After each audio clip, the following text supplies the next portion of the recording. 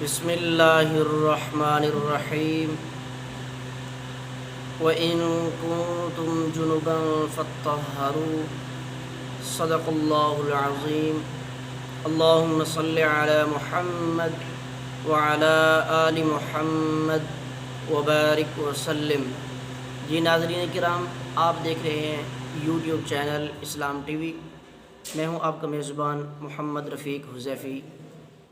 ناظرین کرام، آج ہم غسل کا مکمل مسنون طریقہ اور غسل کے فرائض اور غسل کے اندر جو احتیاطی تدابیر ہیں، جو غسل کے اندر احتیاط کرنا جن چیزوں کا ضروری ہے، وہ چیزیں آج ہم سیکھیں گے۔ تو سب سے پہلی بات یہ سمجھیں کہ غسل کن چیزوں کی وجہ سے فرض ہوتا ہے انسان پر۔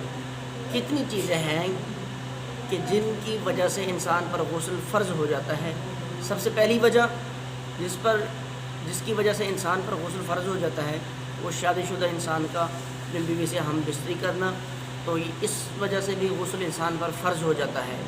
اور دوسری چیز جو انسان پر غسل فرض کرتی ہے، وہ عورت کا حیض اور نفاس آ جانا، یعنی ہر مہینے جو عورت کو بلیڈنگ خون کی صورت میں ہوتی ہے، اس کے فراغت کے بعد اور جب بچہ پیدا ہوتا ہے، بچہ پیدا ہونے کے بعد جو خون آتا ہے، جب وہ بند ہو جائے، رک جائے، اس کے بعد اسے نفاس کہا جاتا ہے، اس کے بعد عورت پر غسل فرض ہو جاتا ہے۔ اور تیسری چیز کہ انسان کو سوتے ہوئے یا جاگتے ہوئے احتلام کا ہو جانا، اس وجہ سے بھی انسان پر غسل فرض ہو جاتا ہے۔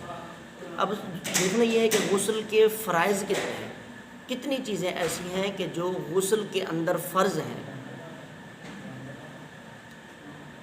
جو چیزیں غسل کے اندر فرض ہیں وہ یہ ہیں کہ سب سے پہلے انسان 3 مرتبہ کلی کرے۔ 3 مرتبہ جب کلی کرتا ہے انسان، تو انسان کلی اس حد تک کرے کہ اگر روزہ نہ ہو تو انسان غرارہ کر لے، اگر روزہ ہو تو انسان غرارہ نہ کرے۔ یہ 3 مرتبہ کلی کرنا۔ اور نمبر 2، 3 مرتبہ ناک میں پانی ڈالنا، پانی بھی اس قدر ناک تک پہنچائے یا جہاں تک ممکن ہو سکے کہ ناک کی نرم ہڈی تک پانی پہنچ جائے، یہاں تک پانی پہنچانا ضروری ہے اور یہ فرض ہے۔ نمبر 3 مرتبہ پورے جسم پر پانی بہانا، یہ بھی غسل کے اندر فرض ہے۔ یہ غسل کے 3 فرض ہیں، دوبارہ رپیٹ کر دیتا ہوں۔ نمبر 1، 3 مرتبہ کلی کرنا۔ نمبر 2، 3 مرتبہ ناک میں پانی ڈالنا۔ نمبر 3، پورے جسم پر 1 مرتبہ 3 مرتبہ انسان پانی بہائے، یہ فرض ہے۔ اگر پورے جسم ایک بال کے برابر بھی جسم کا کوئی حصہ خشک رہ گیا تو انسان کا غسل مکمل نہیں ہوگا۔ اور اگر ناک میں پانی ڈالنا بھول گیا یا کلی کرنا بھول گیا تو پھر بھی انسان کا غسل نہیں ہوگا۔ آئیے دیکھتے ہیں کہ غسل کا مسنون طریقہ کیا ہے، غسل کا سنت طریقہ کیا ہے کہ جس طریقے کے ساتھ ہم پاکی حاصل کریں۔ قرآن کریم کی آیت بھی ہے، وَإِن كُنتُمْ جُنُبًا فَاطَّهَّرُوا۔ اللہ رب العزت نے فرمایا کہ جب تم جنبی ہو جاؤ، ناپاک ہو جاؤ، فَاطَّهَّرُوا، پس تم خوب پاکیزگی حاصل کرو۔ تو پاکیزگی کیونکہ حاصل کرنی ہے، اب سنت طریقے کے مطابق پاکیزگی حاصل کی جائے۔ جب انسان غسل کے لیے جاتا ہے تو غسل کے سب سے پہلے نیت کر لے کہ میں غسل کرتا ہوں پاکیزگی حاصل کرنے کے لیے، تو یہ غسل کی نیت ہوتی ہے۔ اس کے بعد انسان 3 مرتبہ گٹوں تک اپنے دونوں ہاتھوں کو دھوئے گا۔ جب دونوں ہاتھوں کو دھوئے، پھر ہاتھوں کو اچھی طریقے سے مل بھی لے۔ اس کے بعد انسان وضو کرے، جو نماز کے لیے وضو کیا جاتا ہے۔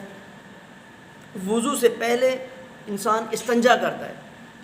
ظاہری ناپاکی اگر جسم پر لگی ہو یا نہ لگی ہو، پھر بھی استنجا کرنا مسنون طریقے میں آتا ہے۔ استنجا انسان کر لے، اس کے بعد وضو کرے۔ وضو کرنے کے بعد انسان 3 مرتبہ پورے جسم پر پانی بہائے۔ پہلے دائیں کندھے پر پانی بہائے، پھر بائیں کندھے پر پانی بہائے۔ پانی بہاتے وقت انسان اپنے جسم کو خوب اچھے طریقے سے مل لے۔ یہ تھا ناظرین کرام غسل کا مسنون طریقہ۔ کچھ خواتین ایسی ہیں کہ جنہوں نے کوئی انگوٹھی یا چھلا انگلی میں پہن رکھا ہوتا ہے، انگوٹھی کا چھلا یا انگلی یا چوڑیاں، کنگن، کچھ بھی پہنا ہوا ہو تو ان کو ہلانا 1 مرتبہ ضروری ہوتا ہے تاکہ اس کے نیچے تک پانی پہنچ جائے۔